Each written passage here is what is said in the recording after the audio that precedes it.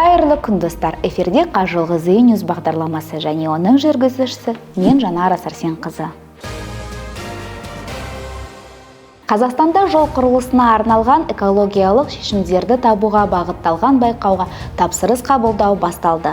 Бұл шара жол құрылысының экологиялық тұрақтылығы мен тиімділігін арттыруға ықпал ететін жас ғалымдардың перспективалы әзірлемелерін қолдауға бағытталған. Байқау 2025 жылғы 11 сәуірде өткізіледі. Сіздер жобаларыңызды наурыздың 15-іне дейін жолдай аласыздар. Қазақстан мен Германия автожол саласындағы стандарттарды әзірлеу бойынша ынтымақтастық мүмкіндіктерін талқылады.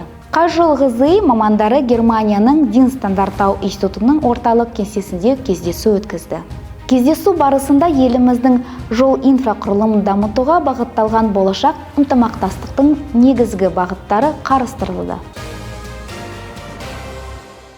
Қажылғызы Еуразия жолдары 6-шы ғылыми практикалық конференциясында жол құрылысы саласындағы ғылыми әзірлемелерін ұсынды.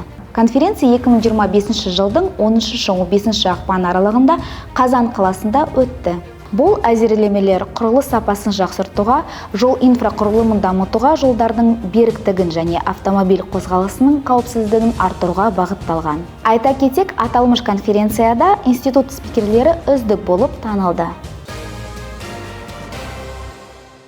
Институт мамандары Астанада өткен жұмысшы мамандықтар қаласы фестиваліне қатысып, жол инфрақұрылымын басқару мен дамытуға арналған заманауи шешімдерді жоғары сынып оқушыларына таныстырды. Шара жұмысшы мамандықтар жылына орай өткізілді. Естеріңізге салсақ, өткен жылы елімізде көлік құрылысы бағдарламасы қайта жаңартылып, 1000-ға жуық білім беру гранттар бөлінді. Монғолия Қазақстанның асфальтобетон жабындарын салу және сынау бойынша тәжірибесін меңгеруде.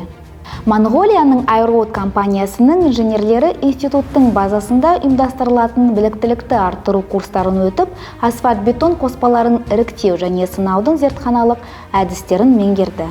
Институт қабырғасында 6 бағыт бойынша 30-дан астам тақырыпта біліктілікті арттыру курстарын өткізілетін естеріңізге саламыз.